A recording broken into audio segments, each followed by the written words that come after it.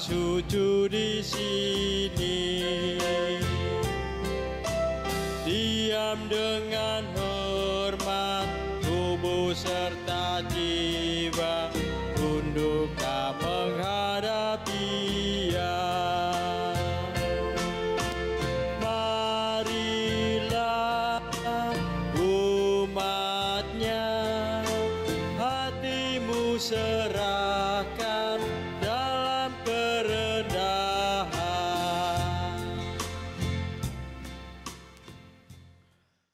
Bapak, Ibu, dan saudara-saudariku yang terkasih dan yang senantiasa dikasihi Tuhan kita Yesus Kristus, kita akan masuk di dalam ibadah Minggu Paskah yang ke-6 ini dengan kita mengakui pengakuan iman demikian.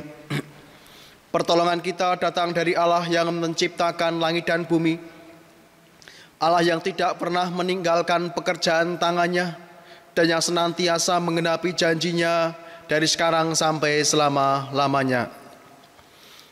Kasih karunia dan damai sejahtera dari Allah Bapa kita, dari Tuhan kita Yesus Kristus, dan persekutuan-Mu dengan Roh Kudus turunlah dan menyertai saudara sekalian. Amin. Bapak, Ibu, dan saudara-saudariku yang terkasih, kita akan membuka ibadah kita saat ini dengan kita mendengarkan sabda firman Tuhan dari Kisah Para Rasul 17 ayat yang ke-24 sampai ayat yang ke-25. Demikian sabda firman Tuhan.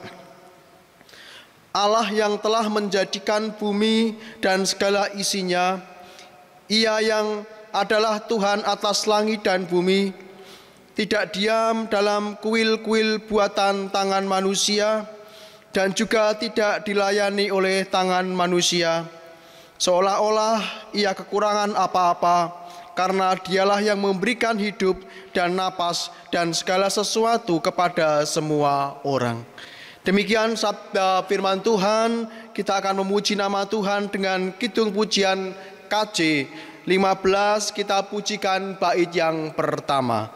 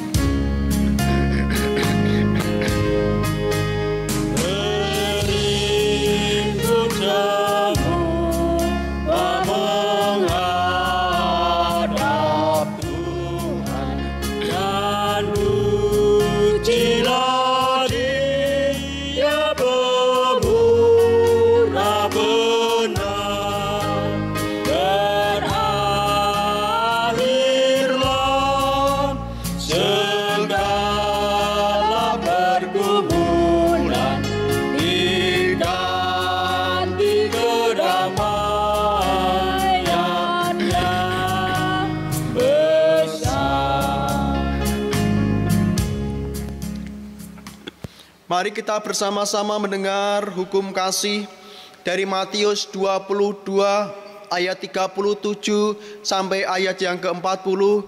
Demikian hukum kasih dari Tuhan kita Yesus Kristus. Kasihilah Tuhan Allahmu dengan segenap hatimu, dan dengan segenap jiwamu, dan dengan segenap akal budimu. Itulah hukum yang terutama dan yang pertama. Dan hukum yang kedua yang sama dengan itu ialah kasihilah sama manusia seperti dirimu sendiri. Pada kedua hukum inilah tergantung seluruh hukum Taurat dan kitab para nabi. Demikian hukum kasih yang Tuhan Yesus ajarkan dan Tuhan Yesus kehendaki untuk kita kerjakan dalam hidup kita sebagai anak-anak Tuhan. Tetapi kita belum sempurna menjalankan hukum Tuhan ini. Karena itu saya ajak Bapak, Ibu, Saudaraku yang terkasih, kita akan menundukkan diri kita di hadapan Tuhan. Kita akan berdoa pengakuan dosa dan kita akan hening sejenak mengambil saat teduh untuk kita berdoa secara pribadi. Kita akan berdoa.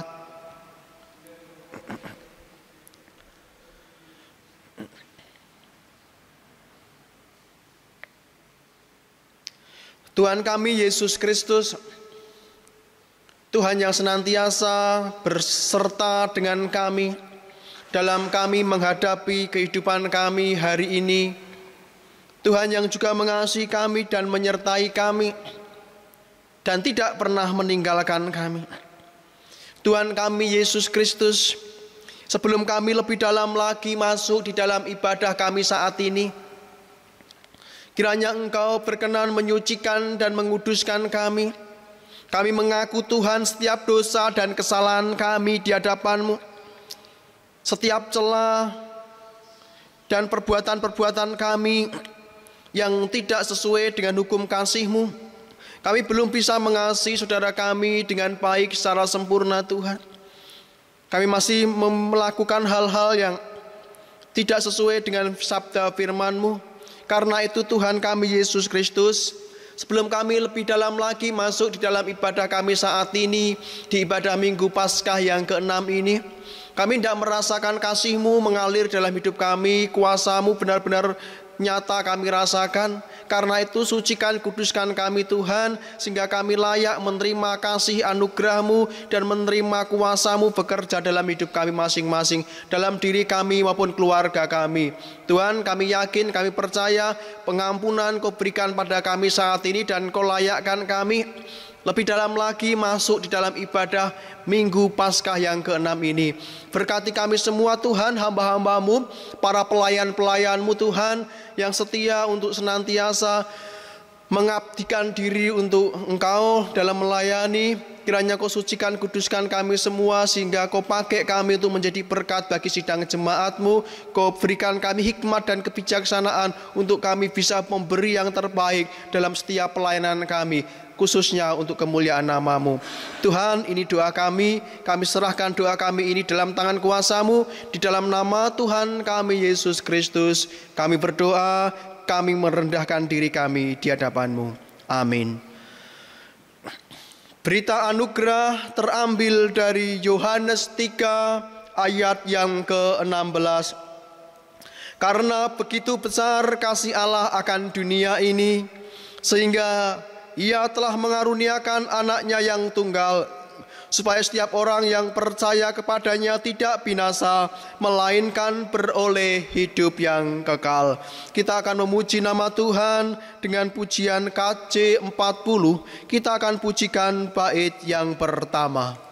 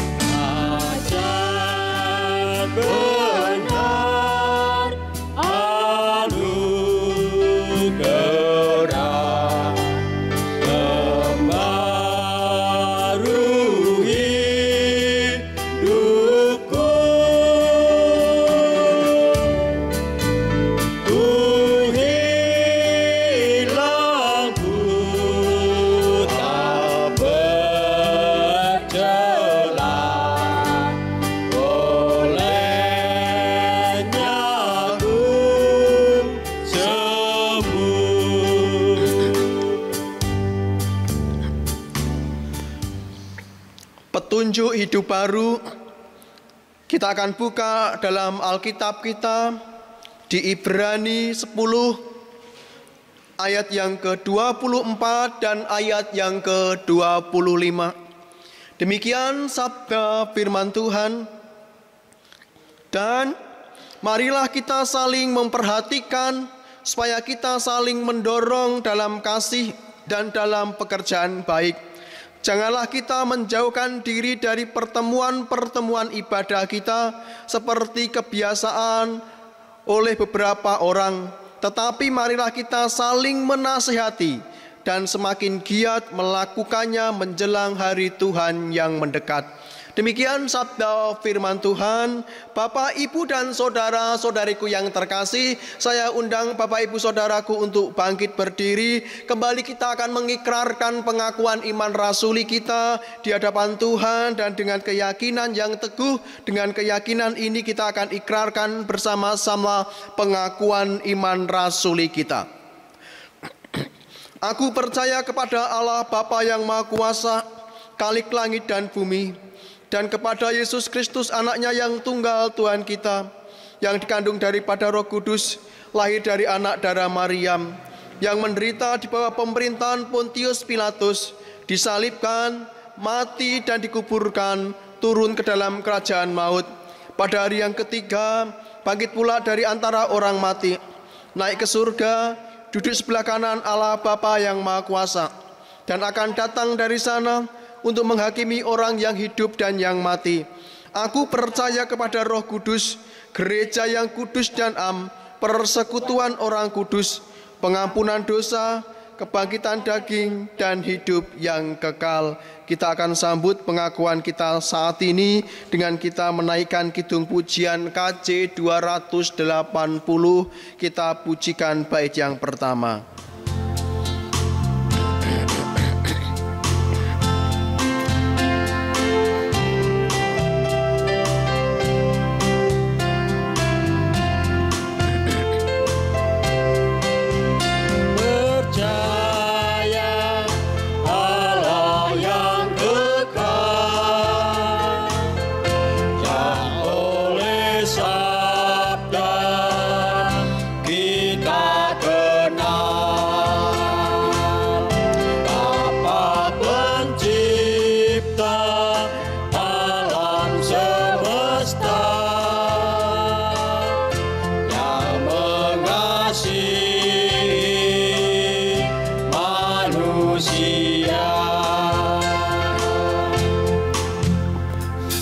Silakan untuk duduk kembali. Bapak, Ibu, dan saudara-saudariku yang terkasih, marilah kita mempersembahkan persembahan kita pada Tuhan dengan mendengarkan sabda firman Tuhan sebagai nas pembimbing persembahan kita terambil dari Roma 12 ayat yang pertama. Karena itu, saudara-saudara, demi kemurahan Allah aku menasehatkan kamu supaya kamu mempersembahkan tubuhmu sebagai persembahan yang hidup, yang kudus, dan yang berkenan kepada Allah. Itu adalah ibadahmu yang sejati. Saudaraku yang terkasih, kita akan bawa persembahan kita di hadapan Tuhan untuk kemuliaan nama Tuhan, dan kita akan memuji nama Tuhan dengan KJ 450. Kita akan pujikan bait yang pertama.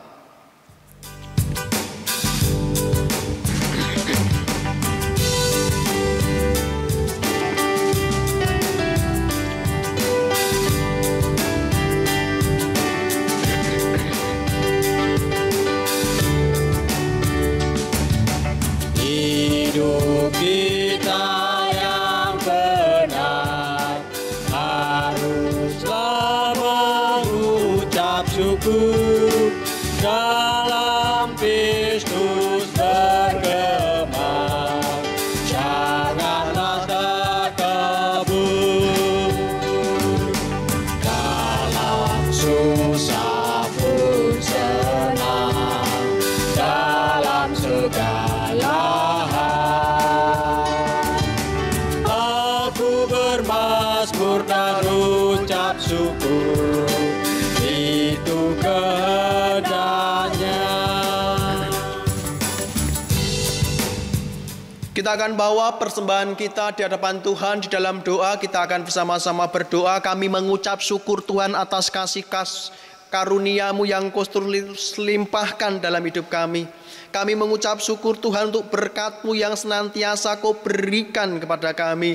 Kami tidak kekurangan Tuhan untuk setiap berkat yang kami terima setiap hari. Kesehatan kami, kehidupan keluarga kami yang terus Kau lindungi. Tuhan, pada kesempatan hari ini, saat ini, pagi hari ini di ibadah Minggu Paskah yang ke-6 ini, kami bawa persembahan kami dalam persembahan rumah tangga kami. Kami bawa di hadirat-Mu Tuhan sebagai ucapan syukur kami karena kebesaran kasih kuasa-Mu yang senantiasa melingkupi kami dan memberkati kami serta melindungi kami dalam kehidupan kami. Tuhan, kiranya Kau terima setiap persembahan ini dan menjadikan setiap persembahan ini mampu untuk kami gunakan secara bersama-sama di dalam setiap pelayanan gerejawi di GKJTU Jemaat Kendal. Tuhan, kami serahkan sidang jemaat-Mu di dalam kasih penyertaan-Mu, sehingga setiap keluarga demi keluarga Kau berkati mereka. Berkati pekerjaan mereka, Tuhan kami Yesus Kristus. Berkati rumah tangga mereka dan berkati setiap kehidupan mereka masing-masing. Tuhan kami Yesus Kristus, sebentar kami juga hendak mendengarkan sabda firman-Mu. Berfirmanlah kepada kami Tuhan, buka hati kami, buka pikiran kami, tentramkan dan damaikan hati kami, sehingga firman Tuhan yang hendak masuk di dalam kehidupan kami, masuk di dalam hati kami, benar-benar firman yang mengubahkan kami menjadi pribadi Kristiani yang hebat, yang kuat, yang teguh, dan menjadi berkat bagi sesama kami. Tuhan, Kau pakai juga hamba-Mu yang penuh dengan kesederhanaan ini Tuhan, untuk sampaikan sabda firman-Mu. Berfirmanlah Tuhan, karena kami semua siap untuk mendengar sabda firman-Mu. Di dalam nama Tuhan kami Yesus Kristus, kami berdoa, kami mengucap syukur. Haleluya. Amin. Shalom Bapak Ibu dan saudara-saudariku yang terkasih. Dimanapun Bapak Ibu berada saat ini, di rumah masing-masing, dalam ibadah keluarga yang saya yakin, saya percaya masih setia dengan ibadah keluarga kita, masih setia di dalam kita membangun mezbah keluarga kita di rumah kita masing-masing. Pada kesempatan saat ini, pagi hari ini, kita akan belajar tentang kasih. Kasih yang lebih dalam lagi nanti kita akan pelajari di sana secara spesifik. Kasih apa yang dimaksud dan pelajaran apa yang kita dapatkan dari kasih ini. Saya akan ajak kita bersama-sama untuk membuka satu firman Tuhan dari Lukas 24 ayat yang ke-36 sampai ayat yang ke-49. Demikian sabda firman Tuhan. Yesus menampakkan diri kepada semua murid. Dan sementara mereka bercakap-cakap tentang hal itu, Yesus tiba-tiba berdiri di tengah-tengah mereka dan berkata kepada mereka, "Damai sejahtera bagi kamu." Mereka terkejut dan takut dan menyangka bahwa mereka melihat hantu. Akan tetapi ia berkata kepada mereka, "Mengapa kamu terkejut dan apa sebabnya timbul keraguan-raguan di dalam hati kamu? Lihatlah tanganku dan kakiku, aku sendirilah ini. Rabalah aku dan lihatlah, karena hantu tidak ada daging dan tulangnya, seperti yang kamu lihat ada padaku." Sambil berkata demikian, ia memperlihatkan tangan dan kakinya kepada mereka. Dan ketika mereka belum percaya karena kegirangannya dan masih heran, berkatalah ia kepada mereka, "Adakah padamu makanan di sini?" Lalu mereka memberikan kepadanya sepotong ikan goreng. Ia mengambilnya dan memakannya di depan mata mereka.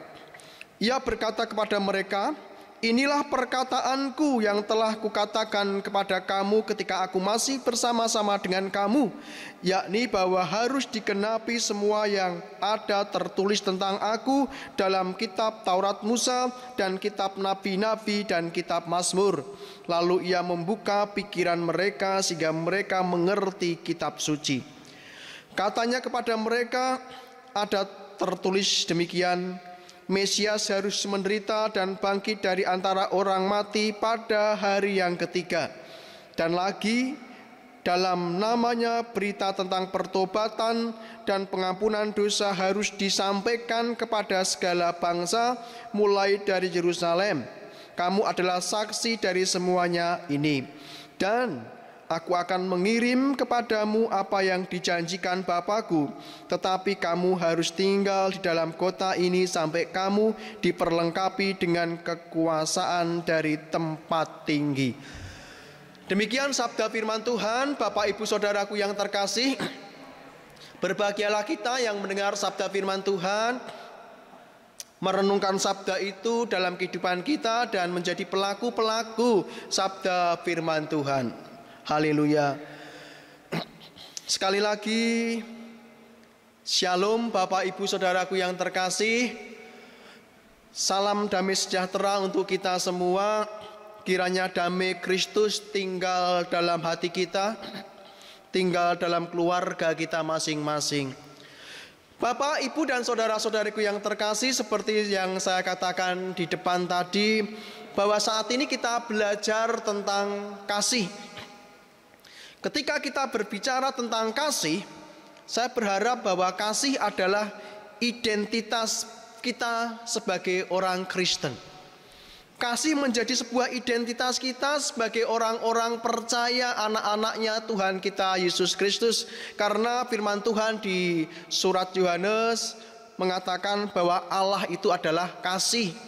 Allah itu kasih dan kita anak-anak Allah, maka kasih itu harus menjadi dasar hidup kita dan lebih menjadi identitas pribadi kita sebagai orang Kristen.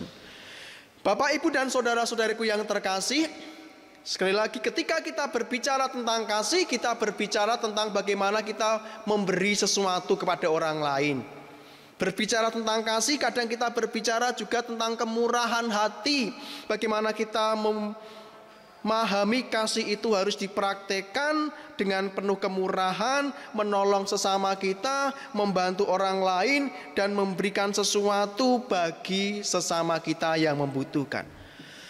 Banyak hal yang bisa kita lakukan dengan kasih itu. Ketika orang Kristen memiliki kasih, banyak cara untuk kita mempraktekkan kasih itu dalam kehidupan kita sehari-hari, dengan kepekaan hati kita dan berbekal dengan kemurahan hati. Lalu pada kesempatan pagi hari ini kita akan berbicara tentang kasih yang lebih spesifik lagi, yang juga dikatakan oleh Paulus di 1 Korintus 13 ayat yang ke-7. Saya akan bacakan 1 Korintus 13 ayat yang ke-7. Kasih menutupi segala sesuatu, percaya segala sesuatu, mengharapkan segala sesuatu, sabar menanggung segala sesuatu. Kasih yang hendak kita bersama-sama geluti pada saat ini adalah kasih yang sabar menanggung segala sesuatu.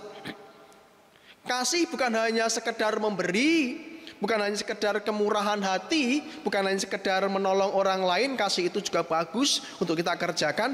Tetapi kasih yang hendak kita geluti bersama-sama saat ini adalah kasih yang diartikan oleh Paulus sebagai kasih yang sabar menanggung segala sesuatu. Sabar menanggung segala sesuatu, kalau dalam terjemahan saya, tetap bertahan, tidak lari, teguh dalam menanggung segala sesuatu. Secara khusus menanggung masalah, beban, persoalan, pergumulan. Tidak lari dari masalah, tidak lari dari pergumulan, tetap teguh bertahan di tengah-tengah masalah dan pergumulan yang ada. Dan kasih inilah yang menjadi dasar yang kuat bagi Paulus. Mengapa Paulus mengatakan kasih itu sabar menanggung segala sesuatu? Setiap orang yang di dalam dirinya ada kasih Tuhan, kasih Kristus, maka orang itu harus kuat menanggung segala sesuatu. Paulus adalah pribadi yang di dalam dirinya ada kekuatan kasih, sehingga ia kuat dalam menanggung masalah-masalah yang terjadi dalam setiap pelayanan. Ia pernah terdampar di Malta, ia pernah dikucilkan, ia pernah digigit ular, dan lain sebagainya. Segala masalah sudah dilalui oleh Paulus. Ia tetap bersabar menanggung segala sesuatu itu karena kekuatan kasih. Kekuatan kasih menjadikan Paulus kuat dalam menanggung penderitaan-penderitaan yang ada. Maka Paulus katakan kasih itu sabar, kuat, tetap bertahan dalam menghadapi segala sesuatu. Demikian juga Paulus juga bercermin dari Tuhan Yesus. Kita juga bercermin dari Tuhan Yesus. Tuhan Yesus adalah pribadi yang penuh dengan kasih. Kasihnya kepada Bapa dan kasih kepada manusia. Sehingga ketika dalam setiap pelayanan Tuhan Yesus, bahkan ketika Tuhan Yesus di Getsemani, Tuhan Yesus disalibkan, ia tidak lari dari sebuah kenyataan yang ada. Ia tidak lari dari penderitaan, ia tidak lari dari siksaan yang ada. Ia tetap kuat. Ia tetap kuat menanggung penderitaan-penderitaan yang saat itu ia alami. Ia tetap kuat menanggung caci makian dari banyak orang yang saat itu menghina, mencaci Tuhan. Karena apa? Karena kita menemukan kasih itu di dalam diri Tuhan Yesus Kristus. Menemukan kasih itu, kasih kepada Bapanya, kasih kepada umat manusia. Maka Tuhan Yesus mampu menanggung segala sesuatu. Dan ia menang atas segala sesuatu itu. Bapak ibu saudaraku yang terkasih, maka pada pagi hari ini kita akan belajar bersama-sama bagaimana kita membangkitkan lagi kasih yang besar, kekuatan kasih itu di tengah-tengah kita sedang menghadapi pergumulan kita hari ini. Kita membutuhkan kebesaran kasih yang mampu membuat kita tidak lari dari sebuah kenyataan hidup, tidak menjadi pribadi yang mudah goyah, mudah diombang-ambingkan, tetapi menjadi pribadi yang kuat, kokoh, sabar menanggung segala sesuatu. Karena kekuatan kasih itu seperti sebuah akar yang benar-benar mencengkram dengan kuatnya. Apapun yang terjadi, sebesar apapun angin yang saat itu meniup, tidak akan pernah merobohkan pohon yang di dalamnya akarnya kuat. Saudaraku yang terkasih, dari sini kita akan belajar bagaimana kita membangkitkan kembali kekuatan kasih itu melalui bacaan kita saat ini. Dari bacaan kita tentang penampakan Tuhan Yesus Kristus kepada para murid, kita belajar bagaimana Tuhan Yesus Kristus membangkitkan kembali sebuah semangat, pengharapan, kekuatan, kesabaran, kekokohan iman para murid. Kasih yang sabar, kasih yang kuat di dalam diri para murid yang beberapa waktu lalu harus goyah, harus padam, semangatnya goyah. Api rohnya padam dengan begitu luar biasa karena mereka melihat bahwa Yesus yang benar-benar dipujanya dan dijadikan pribadi yang panutan mereka mati disalibkan. Kita akan melihat bagaimana Tuhan Yesus membangkitkan dan bagaimana kita bisa belajar dari itu. Kita akan belajar bersama melalui cerita di perikop ini bagaimana kasih itu dibangkitkan, kekuatan iman itu dibangkitkan melalui beberapa hal. Demikian kita akan belajar. Yang pertama, bagaimana mengembalikan kekuatan kasih yang telah pudar menjadi kekuatan kasih yang tegar, kuat, sabar menanggung segala sesuatu. Yang pertama, Bapak Ibu, yang perlu kita kuatkan dalam iman kita adalah percaya bahwa Tuhan Yesus tidak meninggalkan kita sendiri. Dari cerita yang sudah saya baca di Lukas 24 ayat 36 sampai 49 ini penampakan Tuhan Yesus kepada para murid. Dari penampakan ini kita bisa belajar bahwa kita harus meyakini Yesus itu tidak pernah meninggalkan kita. Apa yang dipikirkan oleh para murid adalah Tuhan Yesus sudah mati disalib. Tuhan Yesus sudah tidak lagi bersama-sama dengan kami. Tuhan Yesus tidak lagi bersama-sama di tengah-tengah kita menghadapi pergumulan ini. Seakan-akan para murid kehilangan sosok pribadi yang menjadi pegangan hidup mereka. Ketika pegangan hidup mereka itu sudah tidak ada di tengah-tengah mereka, maka goncanglah iman mereka. Di sini katakan ada muncul ketakutan, ada muncul keraguan-raguan, ada muncul kekhawatiran dan lain sebagainya. Tidak ada lagi sebuah kasih yang dikatakan oleh Paulus, kasih yang kuat, yang tegar dalam menghadapi segala sesuatu. Maka untuk membangkitkan kekuatan ketegaran hidup kita adalah percaya bahwa Tuhan Yesus tidak pernah meninggalkan kita. Tuhan Yesus tidak mati kemudian meninggalkan kita. Tuhan Yesus mati dan Tuhan Yesus juga bangkit. Ini sebuah kekuatan iman bagi kita. Tuhan Yesus mati untuk dosa-dosa kita, dan Tuhan Yesus sudah menang dalam kebangkitan, dan Tuhan Yesus tidak pernah meninggalkan kita. Kita tidak dibiarkan sendiri, kita tidak ditinggalkan Tuhan, dan Tuhan ada bersama-sama dengan para murid menghadapi pergumulan bersama-sama dengan para murid. Demikian juga Tuhan Yesus, kita yakini hidup kita hari ini disertai Tuhan, dan Tuhan tidak pernah pun sekalipun meninggalkan kita. Apa buktinya? Dalam Ibrani 13 ayat yang ke-5b. Ibrani 13 dalam ayatnya yang ke-5b jelas di sana katakan, karena Allah telah berfirman, aku sekali-kali tidak akan membiarkan engkau, dan aku sekali-kali tidak akan meninggalkan engkau. Ini sebuah kekuatan iman bagi orang-orang yang percaya. Kekuatan iman yang senantiasa harus kita katakan, kita nyatakan dalam kehidupan kita, dalam keluarga kita, bahwa kita tidak pernah ditinggalkan Tuhan. Aku sekali-kali, Yesus sekali-kali, Yesus tidak akan pernah mungkin membiarkan kita. Yesus tidak akan pernah mungkin menelantarkan keluarga kita. Yesus tidak akan pernah mungkin membiarkan kita hidup bergumul sendiri dalam menghadapi kehidupan kita. Situasi hari ini Tuhan ada. Ia tidak pernah membiarkan engkau, dan sekali-kali Tuhan Yesus tidak pernah meninggalkan engkau.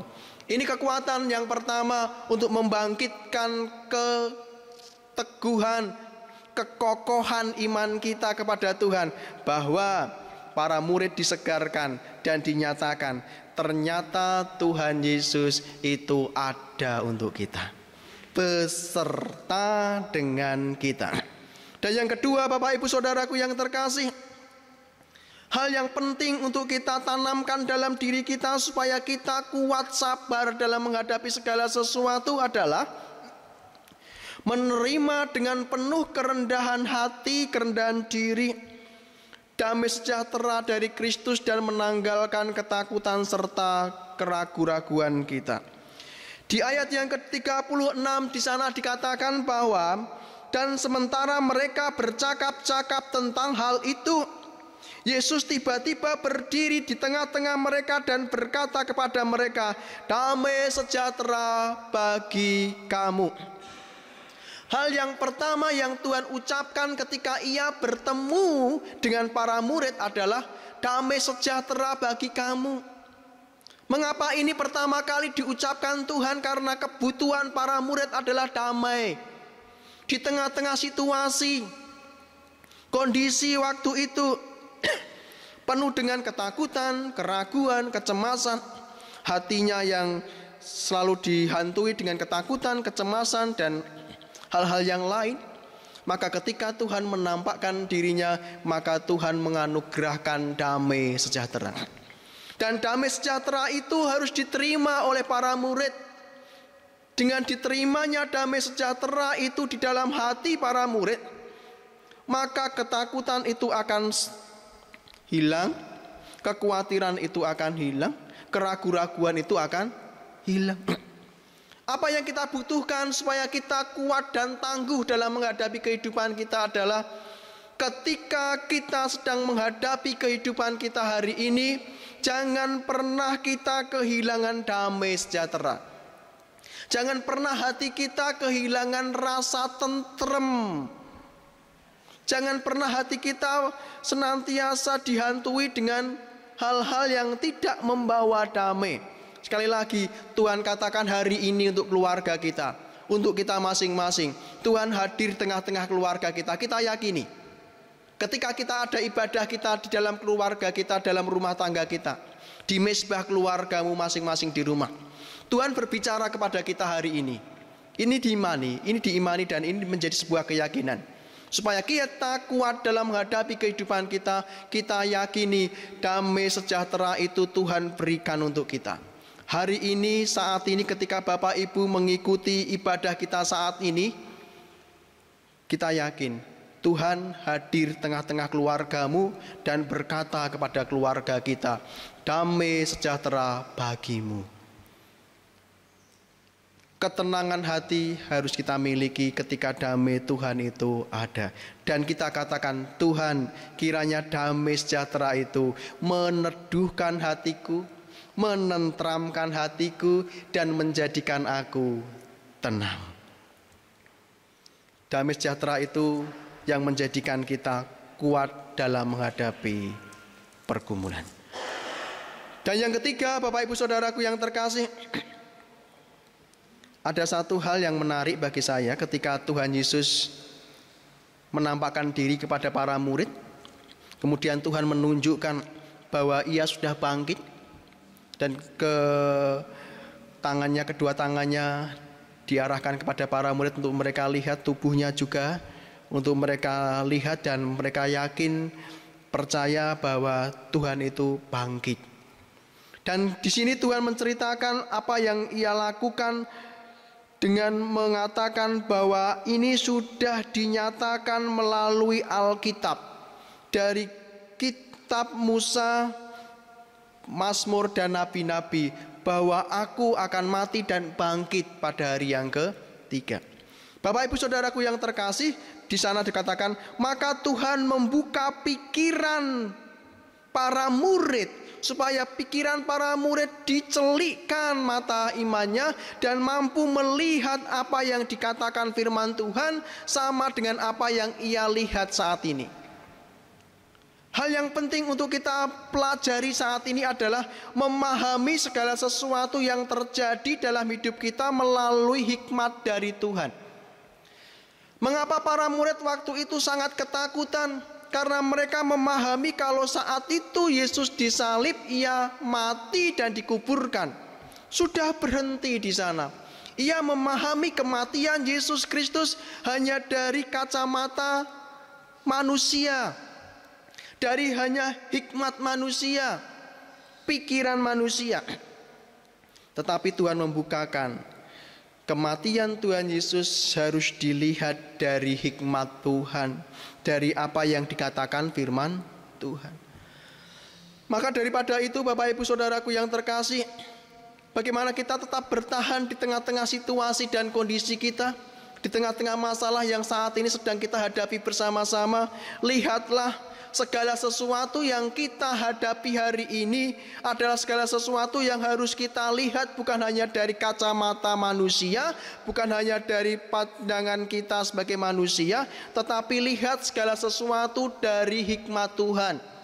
Lihatlah segala sesuatu yang kita alami hari ini dari hikmat Tuhan, dari kacamata Tuhan. Apa Tuhan maksudmu, sehingga apa yang terjadi hari ini senantiasa menjadi pelajaran bagi kami semua, supaya kami semua tahu apa yang sudah Tuhan kerjakan dan akan Tuhan kerjakan, dan maksud Tuhan tentang apa yang saat ini terjadi. Kita semua bisa belajar itu, kita semua bisa membuka pikiran kita, hati kita, bahwa segala sesuatu yang terjadi saat ini di tengah-tengah kita itu tidak lepas dari rancangan dan penyertaan Tuhan yang ajaib. Bapak Ibu Saudaraku yang terkasih, hal yang lain yang bisa membuat kita menjadi pribadi yang kuat, tegar, sabar dalam menghadapi segala sesuatu dan memiliki kasih yang besar itu, seperti kasih Tuhan Yesus yang kuat, tegar, sabar dalam menghadapi penderitaan dan kayu salib. Yang keempat, penting untuk kita sebagai orang Kristen, menerima pengutusan dari Tuhan bahwa kita adalah saksi-saksi kebangkitan Kristus. Tuhan Yesus berfirman, kamu adalah saksi dari semuanya ini. Saudaraku yang terkasih, orang Kristen itu saksi kebangkitan Kristus. Orang Kristen itu saksi kemenangan Kristus. Orang Kristen adalah saksi kuasa Kristus bekerja dalam kehidupan Kuasa Kristus benar-benar nyata. Siapa saksi kebangkitan Kristus? Kita, para murid. Tuhan katakan, hai para muridku, engkau saksi. Saksi tentang apa? Saksi akan kebangkitanku. Hei orang-orang Kristen, engkau adalah saksi. Saksi tentang apa? Saksi tentang kemenangan Yesus Kristus dari maut. Saksi tentang kebangkitan. Saksi tentang kuasa Tuhan. Sebagai saksi kebangkitan Kristus, maka hal yang patut untuk kita kerjakan adalah, kalau para murid menjadi saksi kebangkitan Kristus, maka para murid harus tegar dalam menghadapi segala sesuatu, karena ia adalah saksi kemenangan Kristus.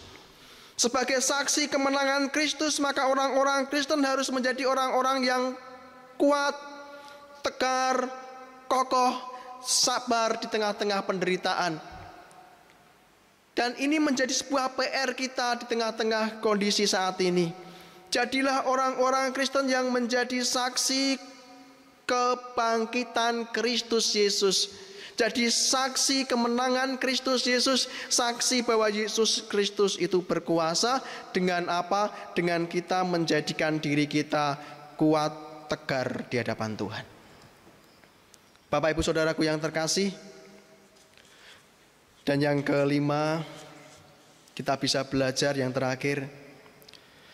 Firman Tuhan katakan di ayat yang ke-49, dan aku akan mengirim kepadamu apa yang dijanjikan Bapa-Ku. Bapak Ibu Saudaraku, apa yang dijanjikan oleh Bapa kepada kita? Apa yang dijanjikan Tuhan kepada kita ditulis dengan begitu gamblang oleh Injil-Injil yang ada. Secara khusus juga ditulis oleh Yohanes dalam Injilnya, bahwa Tuhan katakan, aku akan menjanjikan roh penghibur, roh yang kuat, Roh Kudus untuk tetap tinggal dalam hidup kita orang-orang percaya. Menguatkan, menghibur, meneguhkan orang-orang percaya. Supaya apa? Roh Kudus itu menjadikan orang percaya kuat dalam menghadapi segala persoalan, kuat dalam menghadapi segala pergumulan. Bapak Ibu Saudaraku, janji Tuhan ini ya dan amin. Janji Tuhan ini besar. Jadi kenapa orang Kristen harus kuat, harus memiliki kasih yang sabar dalam menghadapi segala sesuatu, tidak lari dari persoalan, tidak menjadi goyah karena persoalan. Karena apa? Karena kita diberi roh yang kuat, kita didampingi oleh Roh Kudus, kita didampingi oleh roh yang kuat, dan itu sendiri adalah Allah. Jadi orang Kristen harus kuat karena ia memiliki Roh Kudus. Orang Kristen harus tegar karena ia memiliki Roh Kudus, dan Roh Kudus itu tinggal dalam diri kita masing-masing, menyertai kita saat ini. Karena itu saya katakan, mari.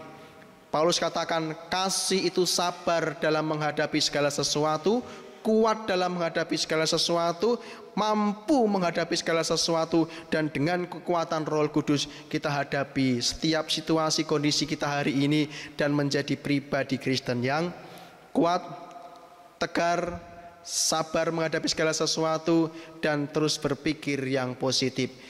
Bersama dengan Tuhan, bersama dengan kuasa Roh Kudus, kita menjadi pribadi yang menang. Amin. Kita akan berdoa. Tuhan Yesus Kristus, pada kesempatan pagi hari ini kami bersyukur kalau firman Tuhan sudah mengingatkan kami untuk kami tetap kuat. Kasih-Mu mengajarkan kami untuk tetap kuat. Karena kasih, Engkau kuat dalam menanggung penderitaan, Engkau kuat dalam menanggung siksaan, Engkau tetap bertahan untuk mati bagi kami. Engkau tidak lari dari kematian, Engkau tidak lari dari penderitaan. Tetapi karena kasih Tuhan, Engkau kuat, Engkau hadapi masalahmu. Karena kasih, Engkau menghadapi situasi-situasi yang berat dalam hidupmu. Karena itu Tuhan, kuatkan kasih kami, kuatkan diri kami, kuatkan iman kami. Di tengah-tengah situasi kami saat ini, kiranya kami jadi orang Kristen yang kuat, yang tegar, yang terus memiliki damai sejahtera dalam hati kami. kami akan menerima damai sejahtera-Mu Tuhan. Kami meyakini kehadiran-Mu, Kau tidak pernah tinggalkan kami. Kami meyakini kami itu saksi-saksi Kristus. Sebagai saksi Kristus kami harus membanggakan Kristus. Sebagai saksi Kristus kami harus membawa nama besar Kristus tengah-tengah kami. Karena itu Tuhan, kuatkan sidang jemaat-Mu. Perkuat iman kami, pelihara iman kami, teguhkan iman kami, sehingga kami tidak goyah dalam menghadapi segala situasi. Terima kasih Tuhan, kami serahkan sabda firman Tuhan yang sudah kami dengar dalam kasih-Mu, di dalam penyertaan-Mu dan bimbingan Roh Kudus-Mu. Kami berdoa untuk sidang jemaat-Mu, Kau berkati mereka, Kau lindungi mereka, Kau sertai mereka Tuhan. Kalau saat ini ada yang sakit, Kau berikan kesehatan, kekuatan. Kalau hari ini saat ada yang sedang mengalami pergumulan, Kau kuatkan iman mereka. Mereka tetap kuat di dalam Tuhan, dan Tuhan menyertai mereka semua. Tuhan Yesus, kami serahkan sedang jemaat-Mu di dalam penyertaan-Mu. Kau berkati dan Kau sertai. Tuhan Yesus Kristus, kami juga berdoa untuk bangsa negara kami, untuk kabupaten kami, untuk keluarga kami. Kiranya Kau jauhkan virus COVID-19 ini, dan biarlah bangsa kami, kabupaten kami kembali normal untuk kami beraktivitas, kami beribadah, kami bekerja, kami melakukan apapun yang saat ini menjadi tugas dan tanggung jawab kami dalam pelayanan kami untuk masyarakat, untuk sesama kami. Tuhan, berkati kami semua Tuhan.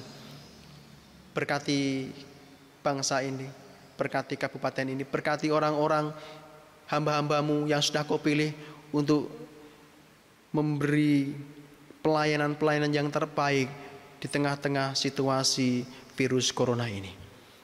Tuhan Yesus, Kau berkati juga gereja-gereja-Mu, Kau berkati juga hamba-hamba-Mu yang saat ini juga terus setia untuk melayani Engkau dengan berbagai macam cara mereka dalam melayani Engkau, melayani jemaat, memelihara. Kau berkati mereka semua.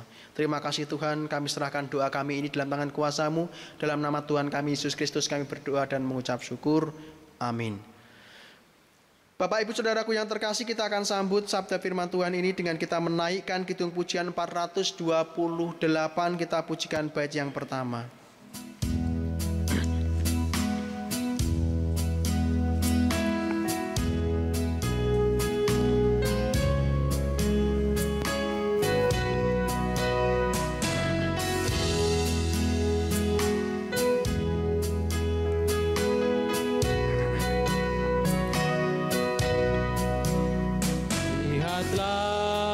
Sekelilingmu, pandanglah ke ladang-ladang yang menguning dan sudah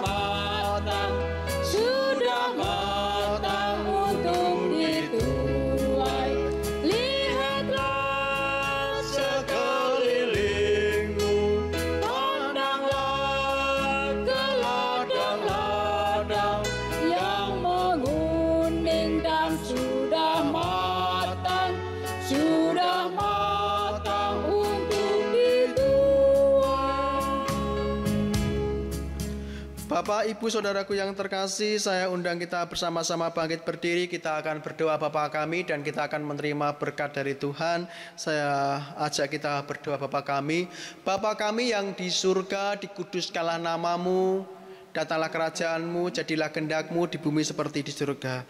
Berilah kami pada hari ini makanan kami yang secukupnya, dan ampunilah kami kesalahan kami, seperti kami juga mengampuni orang yang bersalah kepada kami. Dan janganlah membawa kami ke dalam pencobaan, tetapi lepaskan kami daripada yang jahat, karena Engkau-lah yang punya kerajaan dan kuasa dan kemuliaan sampai selama-lamanya. Amin. Kita akan menerima pengutusan dan berkat dari Tuhan.